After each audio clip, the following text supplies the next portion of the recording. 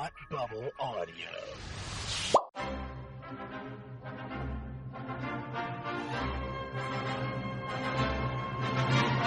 Look, up in the sky! You will never find a more wretched hive of scum and villainy. Welcome to Beer with Geeks with Tim and Frank. Who are you? I'm Batman. I am Iron Man. Your friendly neighborhood Spider-Man. Hi, Christopher. I'm Nero. My name is Inigo Montoya. You're a wizard, Harry. A couple of guys with a couple of beers and a whole lot of pop culture nostalgia. Make it so, number one. Ladies and gentlemen, the Beatles. My name's the dog, Indiana. Life finds a way. I am serious. And don't call me Shirley. Now sit back and crack open a cold one, because it's time for Beer with Geeks. It comes in pints? Shaken, not stirred. Great Scott! I was way off. I knew it started with an S, though.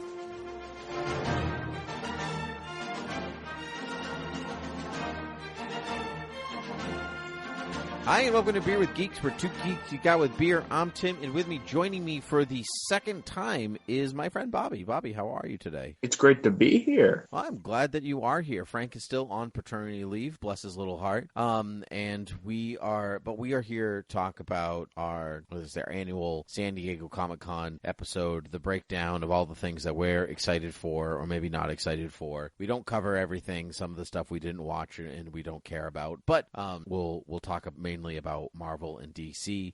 Before that, it is Beer with Geeks, but it is the middle of the day. So, Bobby, are you drinking anything? Not at the moment, no. No, that's okay. Well, have you had a beer that you can recommend, or any kind of drink, really? Well, yesterday I went to the beach with some of my friends, and we just got Sam Adams from a store. So can't go wrong with Sam. Sam is always good. Sam's classic. Yeah. I am not drinking a beer either, because again, it is the middle of the day. I'm having a polar seltzer. It's delicious. I'm having their pink apple and lemon flavor, which is an interesting combo. Sounds good. It is good. It's refreshing. It's good summer. It's a good summer. It's a good summer feel. I like it a lot. So anyway, we are here to talk about a lot of stuff going down in the nerd world, as it were.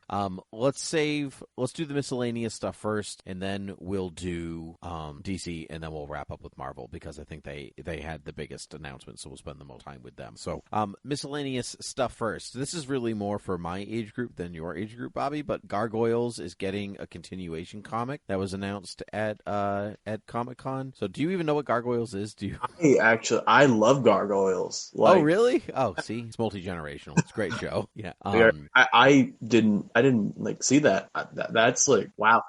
Yeah, I think it's IDW is putting out a comic which is just going to be a continuation of where the show left off. I don't know if that means that it's going to cover, it's going to leave off where the Goliath Chronicles left off, or where Gargoyles just left off itself. I'm not positive, but either way, I'm excited. Gargoyles was a really good show. It was not, I want to say it was ahead of its time, but it definitely offered a more elevated flavor of animated television than some of the other stuff that hasn't survived. That's very exciting. Next up, there was a trailer for the Chris Pine Dungeons and Dragons movie that is coming out. We used to play Dungeons and Dragons together, if you would call that playing Dungeons and Dragons back in the day. Did you watch the trailer? Do you have any? I had no idea that this was coming. I remember reading an article at a year ago that there was a movie in the works, but I was just this isn't gonna get made.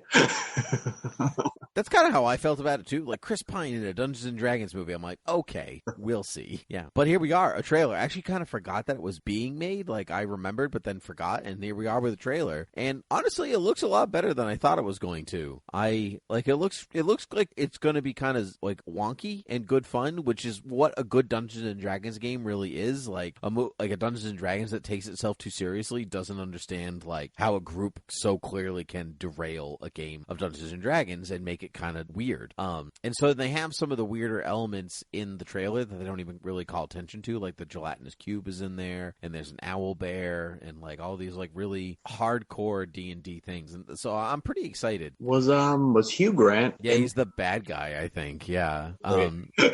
Yeah, so it does feel a little bit here are these incredibly talented Chris Pine and Hugh Grant, and also the rest of the cast who are that's kind of how it felt, who are all successful. They've all been in things. They've been in some really good things things even, and they're all talented, but they just don't feel like they're on the same level as those two, and it's like a weird disparity. Like, so I don't know. It's not like watching like 2009's Star Trek where you're like, wow, Chris Pine, but also Zachary Quinto and Carl Urban and Eric Bana and Zoe Saldana. And you're like, those are like, they all went off to make incredibly like good projects and have like stand on their own as actors. And so like, it's just, this one just feels, it felt a little strange as a cast. And that was the only thing that that stuck out to me. But I just love that Chris Pine is playing a bard. I think that's the best part. I'm looking forward to that because why not make the incredibly talented and handsome Chris Pine be a bard? That makes a lot of sense to me. The characters from our D&D campaign way back when were just in this movie instead.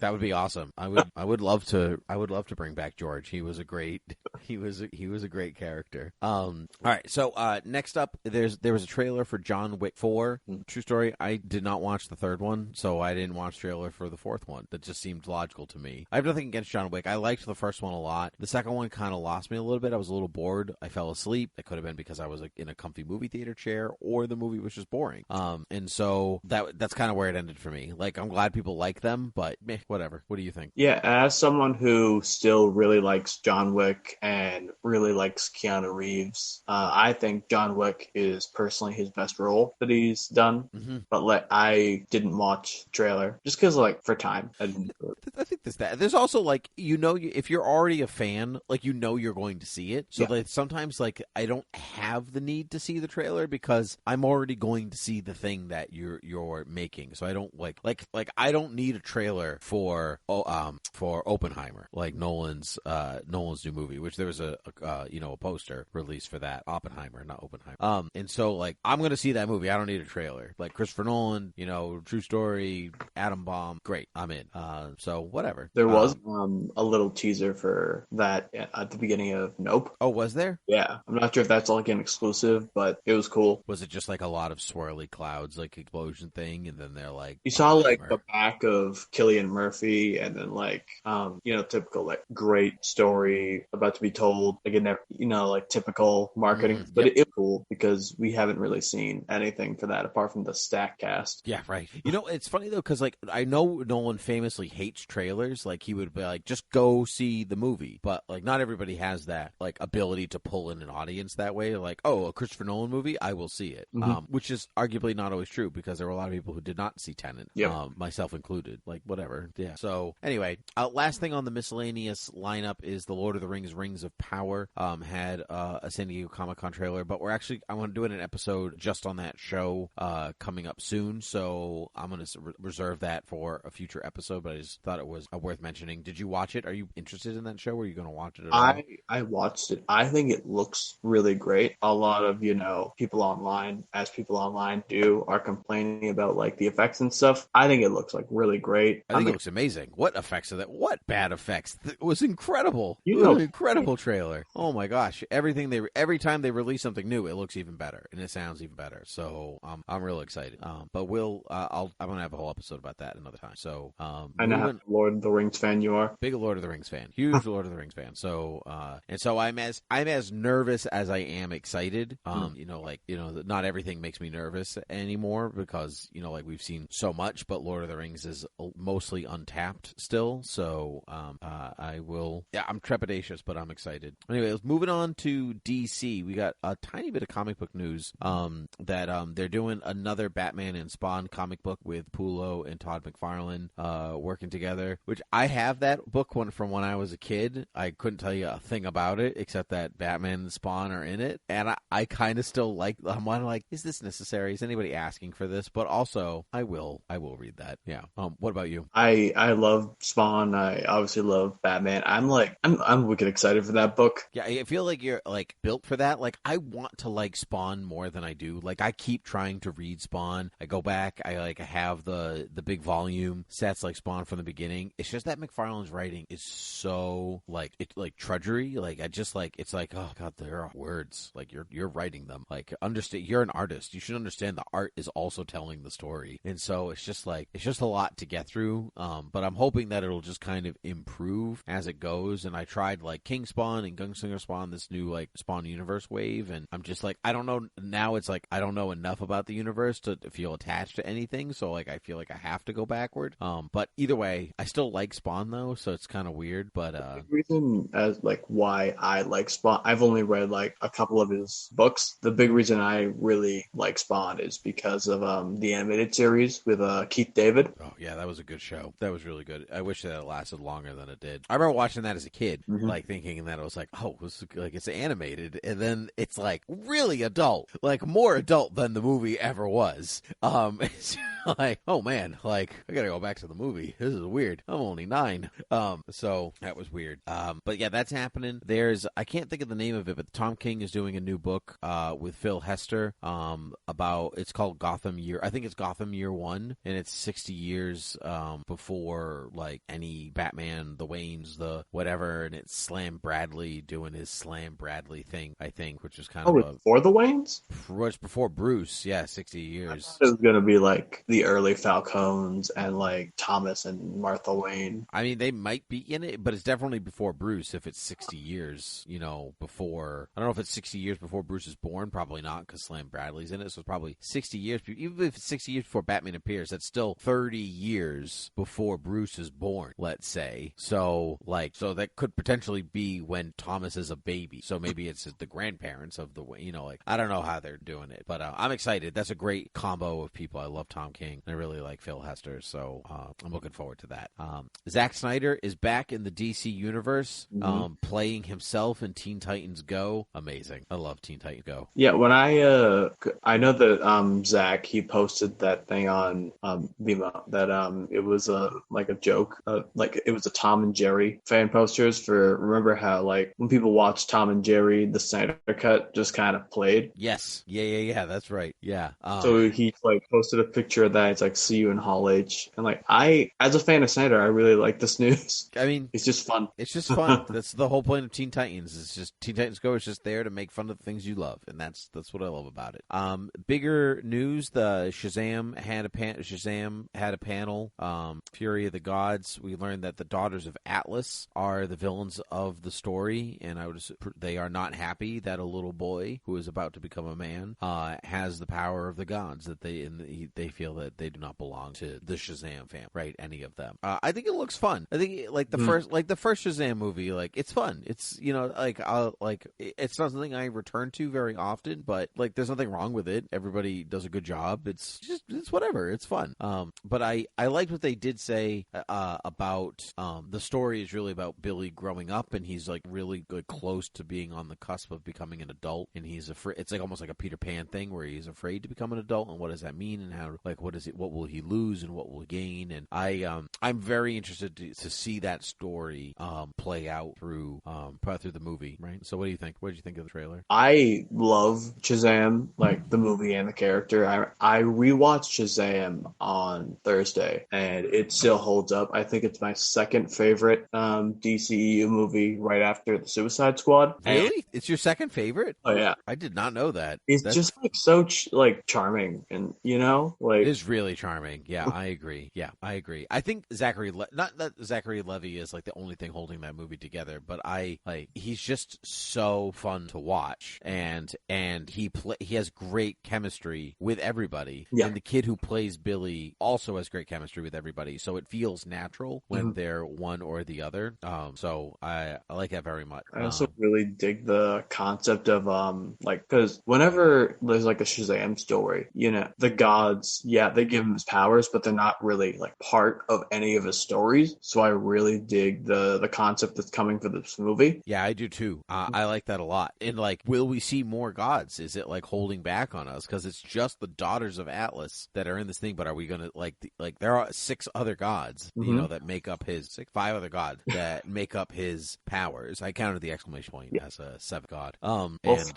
For 6, isn't Wonder Woman confirmed for? So that was a was a fake account Oh. that was spreading that around. So it was just lame. So, but that's okay. So then we had the Black Adam trailer, which it's not showing us tons. Like it's really showing us a lot of the same set pieces and different moments within those set pieces, and so there's still a lot to uncover. So it's either the movie, there's not a lot to the movie, or there's actually a lot happening and they're keeping it under wraps. Like they like said that, you know, Viola Davis is back as Amanda Waller in this movie, and like that completely unheard of until that moment. So they're obviously doing a good job at keeping things under wraps. And so I'm kind of curious what other surprises are out there and what else we'll be seeing. Not necessarily characters or anything, but just like what the real story is, because we're getting what is basically the bare bones like poster elevator pitch version of trailers, and it's not doing tons to excite me for the movie. Like I'm more excited to see Dr. Fate than I am Black Adam. Yeah. I really like what's going on for the Black Adam content so far, but it kind of seems like it should be two different movies. Like I think it'll probably play out really well with say Black Adam, but you know, like, I would much rather kind of see a solo Black Adam movie where he's dealing with like the Wizard, which by the way, Jaimin Hansu is back. He is, yeah, and he's just like a character in Shazam too. Like I thought he was gone, but he is not. When you know what, that's fine. I like him very much as an actor, so please keep on coming back. Yeah. So going back to Shazam, like I like that. I actually like in the trailer that we got to see some of Cyclone's powers this time, because I feel like she's been like underrepresented in a lot of the footage, and so I was glad to see that. Hawkman doing his thing. I dislike that the first time you really get to see Hawkman in action, he's getting schooled by Black Adam. Like that just was like a weird moment to choose as the trailer.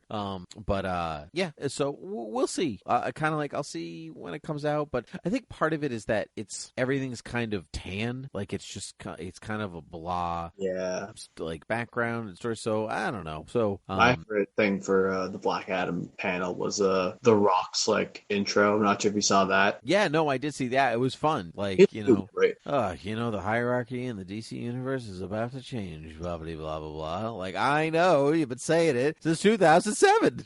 You know what he also said? They did like the backstage interviews thing, and you know his comments about Superman. Even though Henry Cavill didn't show up, he was talking to like an interviewer, and he said that Henry is the modern age Superman and a friend. So like, who knows? I really don't think he's in this movie. Like, yeah. No, like he's not. He's not making another Superman movie. Everybody just like he's just done. Like I don't know what to tell everybody. Like that's just, if he makes another one, good on him. But like I think what's truly killing it is people thinking that he's going to show up at any second, any point in their lives, and say he's making another Superman movie. I just like Superman's costume has like probably made the same amount of cameos as Cavill has.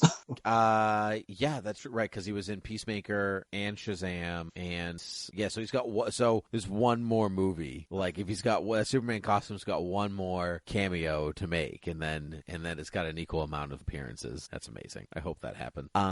We got a Sandman trailer for Netflix's Sandman TV show. Trailer looks good.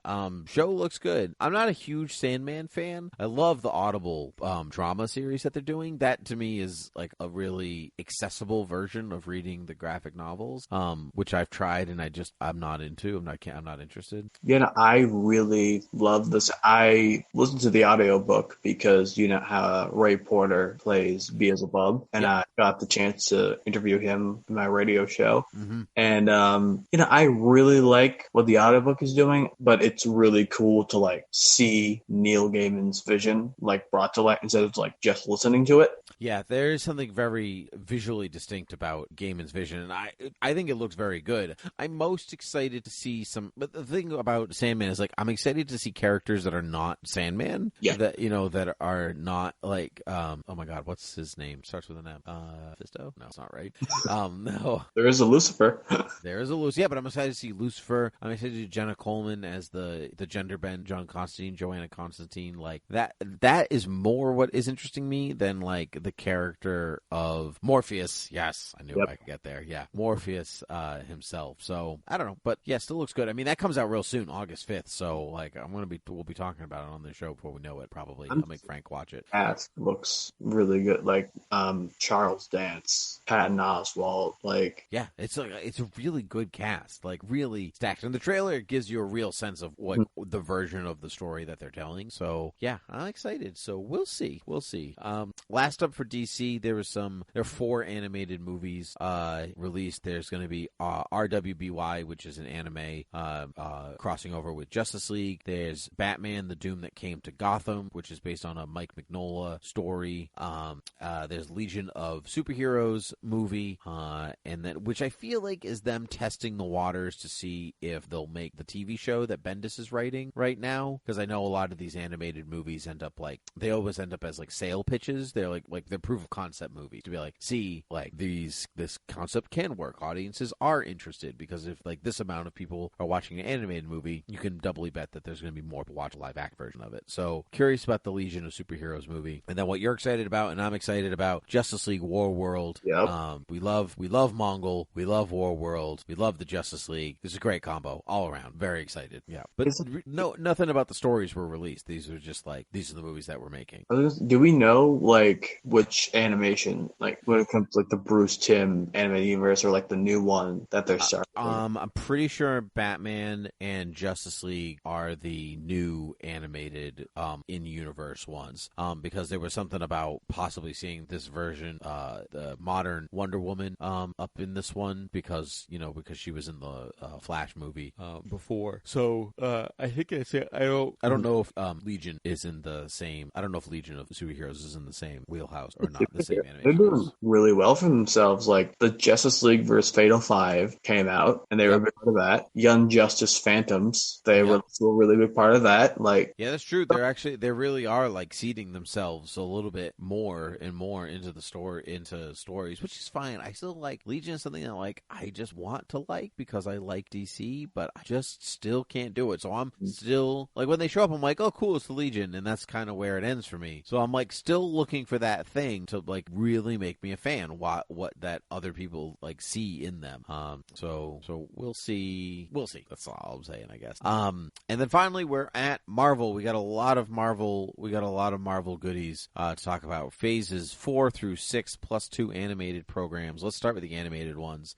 Spider-Man Freshman Year, which had been announced previously a while ago, is coming out in 2024. But they showed some animation, like what it's going to look like, and it just looks so cool. It looks like an old school Steve Ditko, John Romita style comic. The Charlie Cox is back as Daredevil. He's going to voice Daredevil in it. Dr. Octopus, the Rhino, Scorpion. Those are Tarantula. Those are some of the main villains, and they showed what they look like. And I'm very excited. And in a way that I didn't watch Ultimate Spider-Man. It was not geared towards me in any particular way, and it didn't have to be. But I just I found it okay. Go ahead. I was gonna say I am really excited because I've had a rocky relationship with MCU Spider-Man. I don't particularly care for his characterization in Homecoming and Far From Home. Mm-hmm. No Way Home happened, and I really like him there because there are actual consequences and stuff. But now I'm just really excited. Norman Osborn has the waves. He does have the waves. Yeah, I saw that. He's got his wavy hair. It's great. There's some good stuff in there. I really like that. I like the style. And I know the showrunner spoke highly of Spectacular Spider-Man in the panel. He was like, I'm really a fan of Spectacular Spider-Man, which was excellent Spider-Man show, if not the best Spider-Man show. It's on Netflix, I think now. Is it on Netflix? Oh, that's wonderful. Yeah, that one's very good. The 90s Fox one was also good. It's a little dated now. But yeah, I know you're kind of watching it off and on, but it's pretty dated. And a lot they reuse a lot of the animated animation scenes. He's it's nighttime, and then he's fighting somebody, and they'll use a panel of him swinging during the day, and it'll go back to nighttime. Be like, really? You couldn't just find another night version? Yeah, it's pretty wild. But for adaptations of the stories and the way that it dealt with characters, it's really strong. It knew what each of its characters were. They all had really distinct personalities. The villains were not cardboard cutouts for the most part. So I hope that Freshman Year kind of follows that model a bit. So we'll see. X-Men 97. Also, we got a first look at X-Men 97, which is a continuation of the X-Men cartoon, Fox cartoon that was on in the 90s, which Disney is really just like not hammering home, but they're like not afraid to use it and reference it. You know, when Professor X rolled out in Multiverse of Madness, he went and then the same music appears in Miss Marvel. So that is all just leading to 97, in which they, the original lineup is there with, Cyclops and Wolverine and Gambit, but also Cable is back and Nightcrawler's back and Magneto's leading the team in his like stellar 90s purple long john ensemble with the giant M on his chest. I don't know. I haven't gone back to watch the show, even though it's been on Disney Plus. It's just so much out there to watch that sometimes rewatching stuff is very hard. But I think I might try to watch a few key episodes, especially leading up to the last season, because I don't remember much. But I know Mr. Sinister is going to be the main big bad of 97, and I love me some Mr. Sinister. So yeah, it looks so 90s, and I love it, and I love the X-Men series. Everything looks great from the art. I really like Magneto's design, especially. Yeah, I do too. It's that look is so dumb, but I kind of love it at the same time. But it's distinctly different from his red and purple, and I think that's like a good clear indicator when you're like, he's not bad guy Magneto, he's good guy Magneto. And I just hope that the new voice cast like is able to like kind of come out of the shadow of what the old voice cast does, because some of those characters, like, those are the voices in many people's heads, because they, so I just hope that it's good. I hope they do it justice. Anything you want to add for X-Men 97? I just love the X-Men, and I was gonna say that this is the way I would rank the shows is like X-Men Evolution was my favorite, and then this, and now I'm really excited this is coming back. So I'm just like I'm really liking just more X-Men representation. That's not like Fox, even though Fox made some really good stuff. It wasn't like classic comic booky in the same way. You mean the movies? Because the X-Men 97 show was the comic books. So through and through, the designs, the stories, they just like took whatever Chris Claremont was doing, and then anybody afterward, and just made it in television form. It was pretty incredible. I'm so excited because like I'm also getting kind of back into an X-Men like resurgence. Sure. Yep. So it's like really exciting. I understand. I go through the periods like that, and then like you try reading the new X-Men comics, and you're like, what the hell's going on? Which is just the X-Men through and through. What the hell is going on? Like, oh my gosh, there's just so nonsense. To distill the X-Men as its own. There was a podcast I used to listen to called Rachel and Miles Explain the X-Men. I don't know if you knew this podcast, and they literally would go like comic by comic, issue by issue, and be like, this is what's happening in the X-Men, because it just gets more and more bonkers as you go through, and you have to like explain what's happening because it's just so weird. So that's X-Men 97, and then finally we got some wrap up on Phase 4. What's all the stuff that's happening in Phase 5, and then some of Phase 6, which is just wild, calling it the Multiverse Saga, which I think we all kind of knew. They had been saying explicitly for a while that it's the multiverse is going to be the thing that we're looking at. Phases 1 through 3 were the Infinity Stones. Phases 4 through 6 is the multiverse. And people, I think they had to say it because people are like, I don't even know what Phase 4 is about. Like, what am I even watching these movies for? And you're watching them to enjoy them, to entertain yourself. Like, that's why you're watching them. If you go back and watch Phase 1, like, there's no, like, they're building towards the Infinity, like, War. Like, you don't know that. Like, you barely know that any of those things are stones. The stones don't even really show up until Captain America. And even then, that's nebulous, because it's the Tesseract. So I'm fine with Phase 4, like, dipping its toe into the multiverse concept, and then it kind of ramps itself up as we continue forward into 5 and 6. So let's start with what's wrapping up Phase 4. We have two projects left in Phase 4. We have She-Hulk and Black Panther.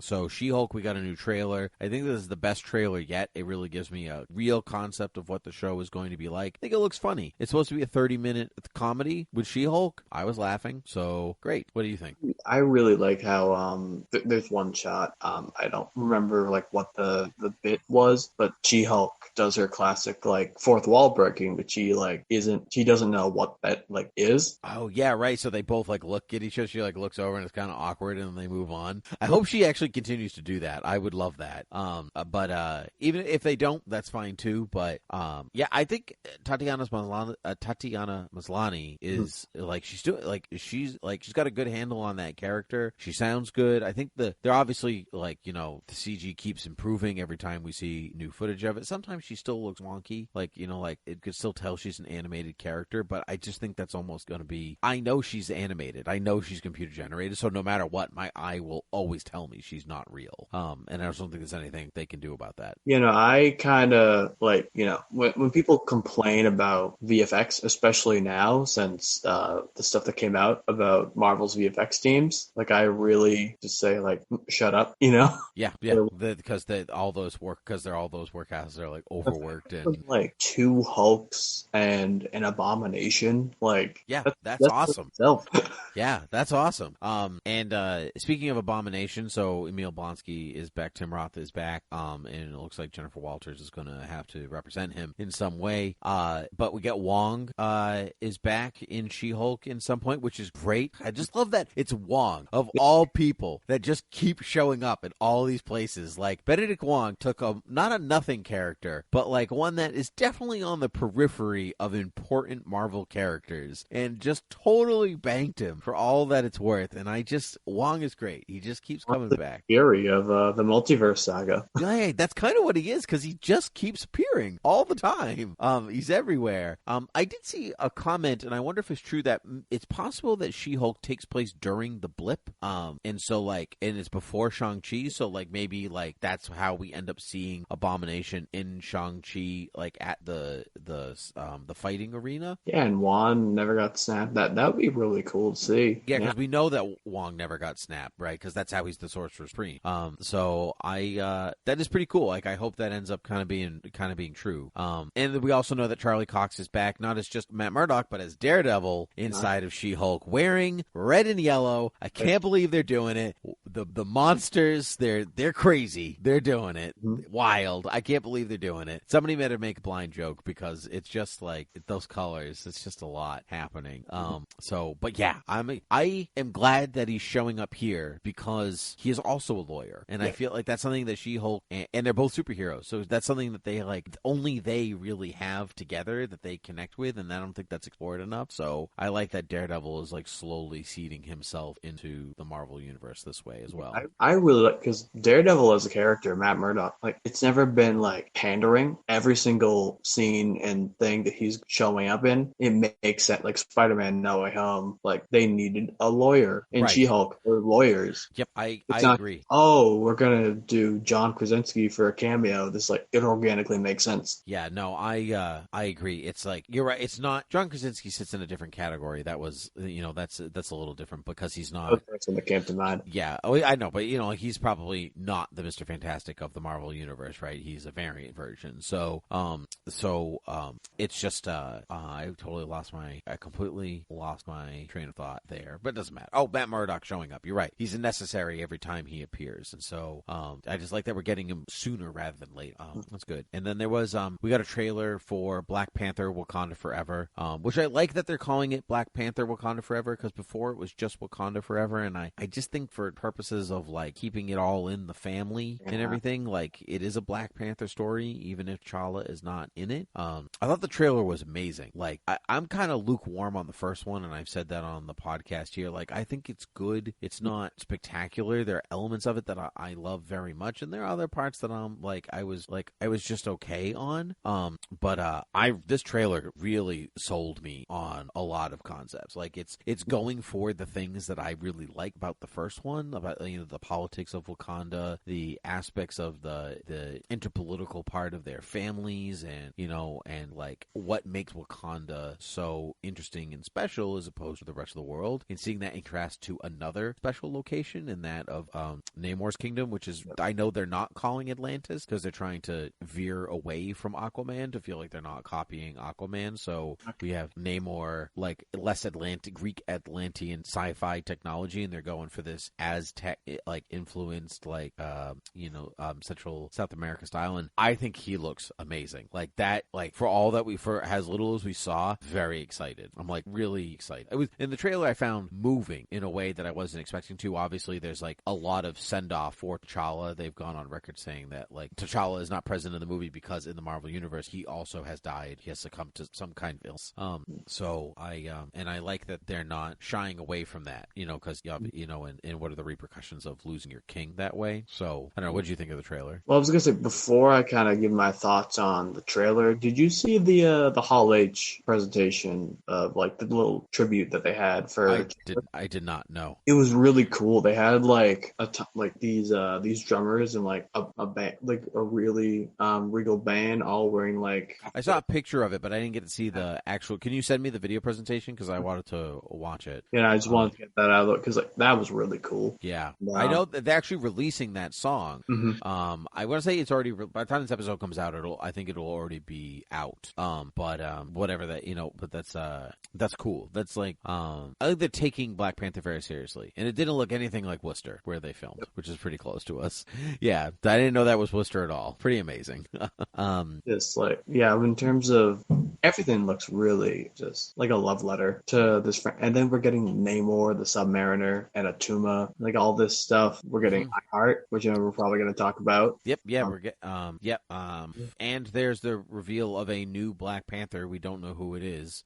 People have been speculating that it was going to be Shuri, because that's who it is in the comics. But I don't think that I don't think so, and that's purely based on. This is going to sound kind of weird. It's based on body type. Yeah, where Letitia Wright is really skinny. She's like like stick skinny, and whoever is in that Black Panther outfit has a little bit is less of a stick. They have a little bit more. They just have a little bit more muscle to them, and so I think it's Nakia. I think it's Lupita Nyong'o, which would make me very happy because I felt like that character languished a little bit in the first movie, and so I would like to see like her given some time and credibility in this one. Lupita is like a fantastic actress, and this might be wrong, but I think that Nakia was Black Panther at some point in comic stuff. And like speaking of great actresses, Angela Bassett looks like she's gonna kill it. She's gonna kill it. Oh my gosh, she spoke like 2 lines in this trailer, and I was like not ready to cry by the end, but I was ready to cry by the end. Like, yeah, the trailer moved me in a way the first movie didn't even move me, and so I'm just like, because you're now like in her position where she's like lost her husband, she's now lost her son, and it's just I'm excited for this movie in a way that I was not really before. I was like, yeah, okay, cool, Wakanda forever, one back, that's great. But now I'm like, yes, let's do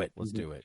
Anything else you want to add for? I just think it's crazy how like the Aztec stuff is kind of just made for the movie, but it's just crazy how we're getting like Daredevil's yellow and red suit and like a comic accurate Namor suit. He does look comic accurate. I mean, comic accurate Namor. He's got pointy ears and green swimming trunks and maybe the wings on his feet, which honestly I don't care if they're or not. Like the wings are stupid. Like I'll be the first to say. So I am very happy. I like that they're dialing up like the like cultural influence where it's not just cookie cutter, where they're like really going for what would these cultures look like if colonialism had stepped dirty ugly foot in and did something about it, because that's basically what this version of Atlantis is going to be. It's sunk into the ocean before Cortez got there. So what does that kingdom look like underwater if it was allowed to thrive? I'm excited. That's so interesting. I can't wait to see that. Like, that's so cool.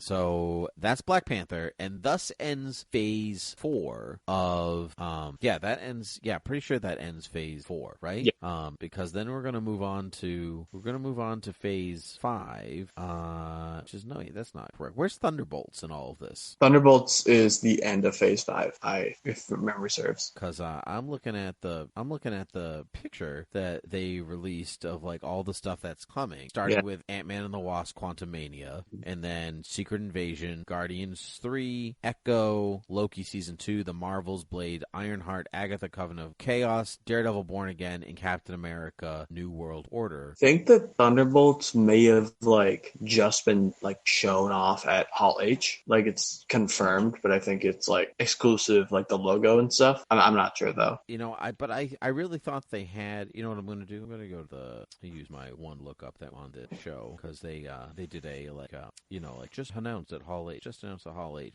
Marvel Studios Thunderbolts hitting July 26, 2024. My birthday. Thank you all very much. So that's the last. So Thunderbolts is the last thing in. It's just not on their timeline for some stupid reason. Maybe they just ran out of room. But that's the last thing in Phase 4. Yeah. Okay. Yeah. Thunderbolts. Okay. So that means going back and forth. So let's start with Ant-Man. Let's start with. I was gonna say, do you want to kind of get into the stuff that's a bit less before, like, because Ant-Man Quantumania is like a lot. Also, I was just going to talk about things in the order that things are coming out in because that'll bring us all the way to the end of Phase 6. Yeah. Ant-Man Quantumania, they showed some footage. I didn't read description of the footage for the most part. I just know that I know Kang is the villain. The poster got released.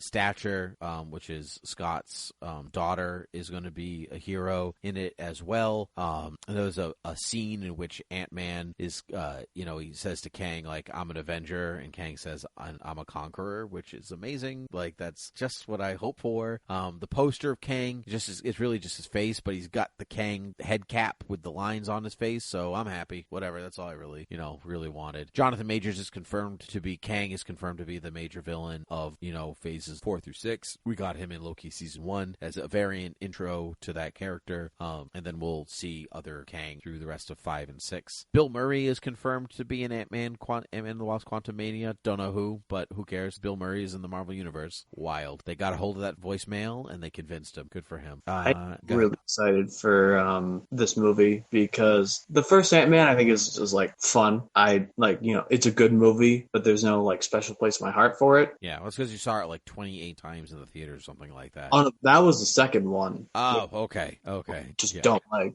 Yeah.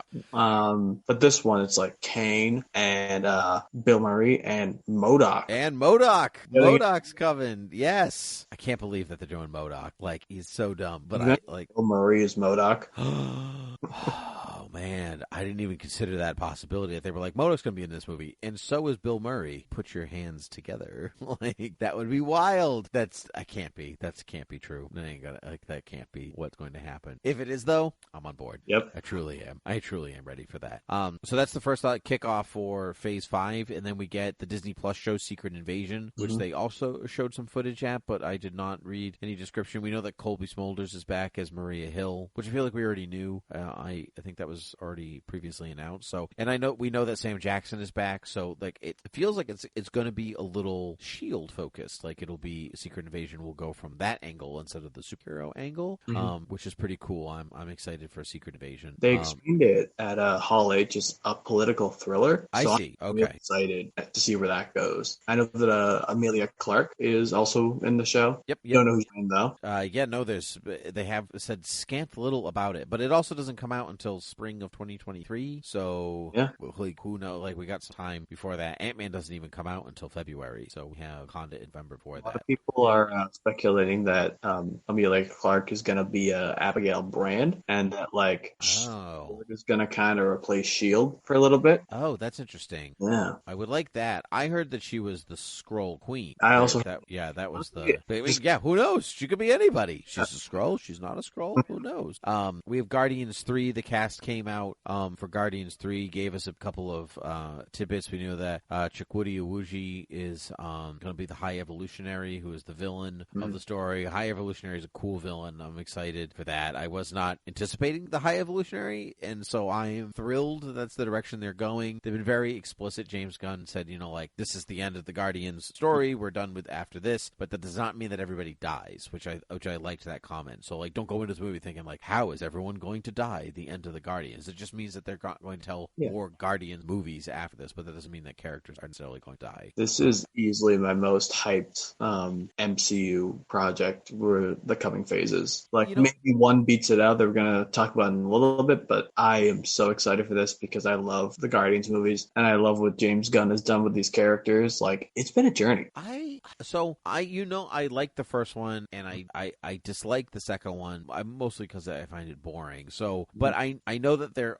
obviously telling, like, the bent of the story is quite different by this point, you know, like, in how long it's been since we've seen them on their own adventure, where they've come from, what they've done, and how they're wrapping up a story. So I'm anticipating new things, and so I'm looking forward to this in a way that I was, like, I'm not apprehensive about it. And so I'm hoping for something good. They got pretty emotional on stage, like, during their presentation. Like, obviously, whoever's playing Adam Warlock, his name is Will Poulter. Thank you. Yeah, you know, he was pretty explicit, be like, you know, they welcomed me, you know, like, and like to be part of the family, because obviously a lot of these actors have to wear a lot of makeup, and that's a lot of time, and really hot and weird and constricting, and so, like, they have to really like each other to come back, keep doing this. So I am happy to see them. They actually do like each other. It makes the movie better when you know they had a good time making the movie itself. Will had a blow up because he went from like the Where the Miller's kid to like totally. He's big too. Yeah. Like watching, like looking at him next to the rest of the cast, I'm like, you're a large man. Like, I did not expect that of you. And so I'm excited for his Adam Warlock, and I hope that his Adam is, if it's good, hopefully is not like a one and done. Like, we'll see more Adam Warlock. Because who knows? We have Echo coming out, which we knew on Disney Plus following after that. They didn't say anything at this panel, I don't think, about it, but I'm pretty sure that it's been previously said that Daredevil is going to be in it as the Kingpin, based on, you know, on Hawkeye. Loki season 2 is on its way. The Marvels is on its way, which they didn't say much about. Blade finally has a release date, which is exciting, which is November 3rd, 2023. So close to Halloween, as close as you can get, which is pretty nifty. Pretty sure that Blade is also going to include the Black Knight based off of the Eternals. So I hope that's true, because what a wasted opportunity to have Kit Harington language as the Black Knight, and because that movie kind of underperformed, they were like, and the Eternals happened. So we'll see where any of those characters wind up here again. We have Ironheart, who gets introduced in Wakanda Forever, but she's going to get her own show by the fall of 2023. Who was just cast in that? Somebody pretty big. I think she was an unknown, if I remember. No, not her, but there was somebody just announced to be in Ironheart. But I can't remember who. Alden Ehrenreich, the guy who played Han Solo. Was he confirmed or in talks? Confirmed. Yeah, he's confirmed. Yeah. So we're gonna get that. Agatha, Coven of Chaos is coming. So we're actually getting. So there's no winter Marvel movie in Phase 5, which is unusual. Normally there's a February one, which, you know, or some March, February. So, but in 2023 there's no winter movie, because Blade is November, and then Ironheart is TV, Agatha is TV, and then Daredevil Born Again, which 18 episodes, crazy. Season, and that's spring of 2024.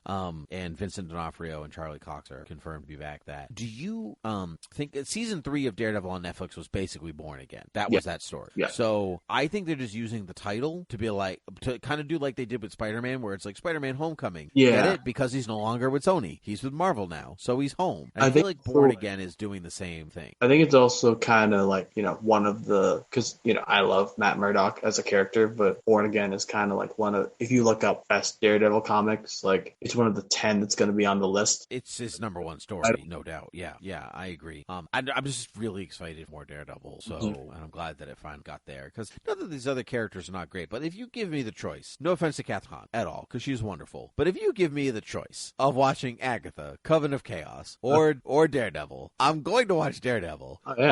So like it's kind of weird that like the disparity of like the in between things, like I'm going from Agatha Harkness to Matt Murdock, but you know, I'm like a bit excited for Agatha, because like, you know, mysticism and such, like maybe there's gonna be some really deep cuts for magic, especially because Doctor Strange is kind of like leading man of the MCU right now. Yep, there could be some big stuff there. But yeah, Daredevil.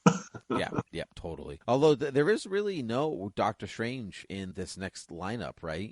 Like this, we're going to go through 2023 and 24 with no Doctor Strange whatsoever, really, unless he shows up somewhere in one of these things. But there's like a D23 sequel. Yeah, so I'll talk about that in a bit. So then we have in the end of Phase 5, we get Captain America: New World Order, which is Sam Wilson as Captain America. They don't really have any detail. We don't have any details about what it is. We just know the name of the movie. Comes out on your birthday. Yeah, comes out on your birthday. Is very exciting. Captain America movie on your birthday. What more can you ask for? Truly. And then we wrap up Phase 5 with Thunderbolts comes out on my birthday. That's like really good. Just that's great time. That's what a coincidence, right? Like what tomfoolery this is. Yeah, what a crazy random happenstance. Thunderbolts, they're street level villains. I wonder if Zemo will be back. Because he's usually associated with the Thunderbolts. So we'll see. I'm glad that story's going to come from somewhere. It's probably going to bleed in from some of these other stories that because we're kind of space otherworldly,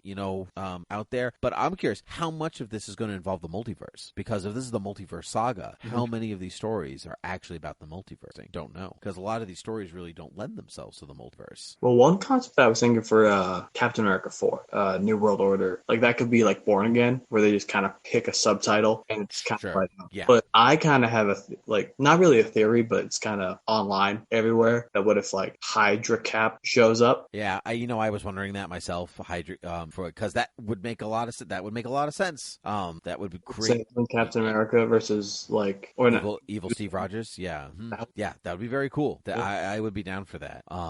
Yeah, I don't know. That's also as close heard as we a can lot get. of rumors for Sin, the Red Skull's daughter. Yep. That could very well be too. I mean, they have a lot to pull from Captain America mythology, and some good stories. So I'm not worried about the movie. Like I'm excited. I'm just excited to see it, and I'm kind of bummed that I have to wait that long. But there's so much good stuff. Fill my time in between that I'll be fine. I will truly be fine. So then we roll right into Phase 6, continuing the multiverse saga, starting with Fantastic Four on November 8th, 2024. So the last thing we're getting is Thunderbolts in July, and then we don't get anything until that's not necessarily true, actually. So if you look at the lineup, there's something happening on Disney Plus in the fall of 2024 that they have not announced yet. And then it's Fantastic Four on November 6th or 8th or something like that, 2024. And then we get 5 empty slots in Phase 6 that we don't know anything about yet. And then we get Avengers: The Kang Dynasty, which is a title at least taken from an Avengers run by during Kurt Busiek's run on the Avengers. And then we get 2 more empty slots in the summer of 2025. And then November 7th, 2025, Avengers: Secret Wars. The Russo brothers are not confirmed to be back, but they did say they'd come back and direct Secret Wars. So hell, they're coming back. That's what's happened. Like there's no way that's not what's happened. And that's all we know about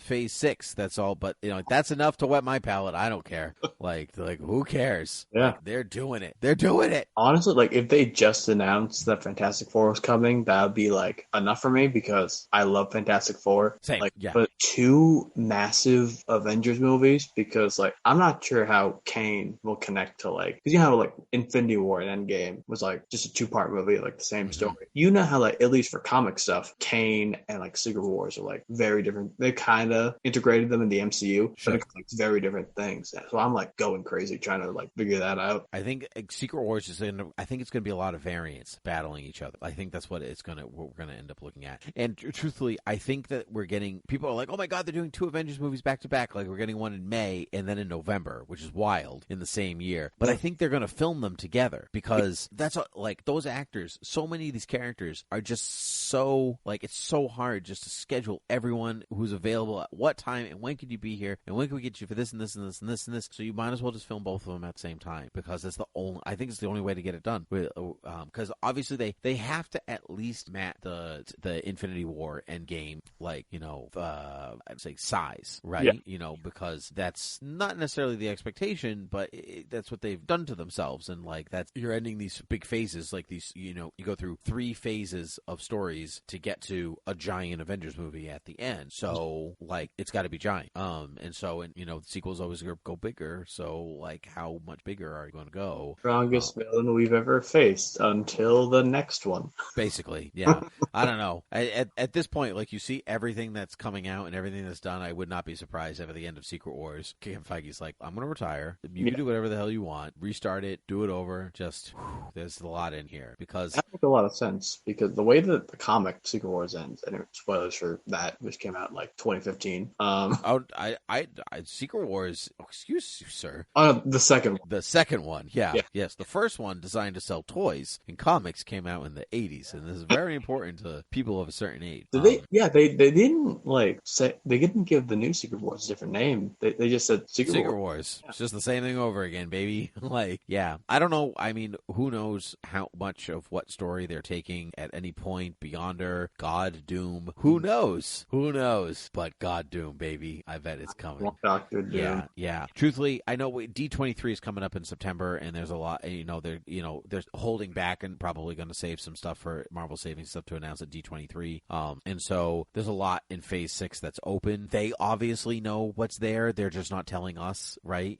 So for you know how you said there was like a untitled project in Phase 5. Yep. Is that like, where is that on the schedule? Oh, there's no untitled project Phase 5. Only Phase 6 has untitled project. Oh, wait, no. Yeah, so fall 2024 moving is the first untitled project before Fantastic Four shows up. So it could be something to do with the Eternals. It could be something to do with Thanos' brother, whose name escapes me. Star Fox. Star Fox, thank you. Because that's just left to languish in there. So there's stories that are like kind of do need some resolve, and where they're going to resolve is we'll see. Well, because all the Fantastic Four movies have had Doctor Doom beforehand, and all the previous Fantastic Four movies have been like not great. I mean, I like the 2005 one, but they're fun. Yeah, they're whatever, but they're not good MCU quality, right? And so like you get your Fantastic Four show. It's one of the many villains that they face, and like one of the untitled projects is Doctor Doom, like movie or miniseries. I would be shocked if one of those untitled projects was not mutants in some capacity, and it wasn't Doctor Doom in some way. And Young Avengers. Yeah, and the Young Avengers. And a Young Avengers, maybe even. Yeah, actually, because there's a lot of those running around inside of the MCU right now. So without being a fully formed team. So you're right. So who knows where they're coming? But this has been a very long episode, and so we are gonna wrap it up here. Anything else that you would like to add before we sign off? I'm just really excited for everything that's coming out, and like it's been a pleasure to be on the podcast. Oh, it's great having you, Bobby. You're welcome back anytime. You know that. I am also very excited. If you are also excited, you can reach out to us at beerwithgeeks.com, at Gmail and Twitter, to tell us why you're excited and anything that you're looking forward to in these lineups from DC or Marvel or our miscellaneous category. You can rate and review us on iTunes and find us other places podcasts can be found. And you can support Thought Bubble Audio on patreon.com/thoughtbubbleaudio. Bobby, been a true pleasure as always. So until next time, cheers.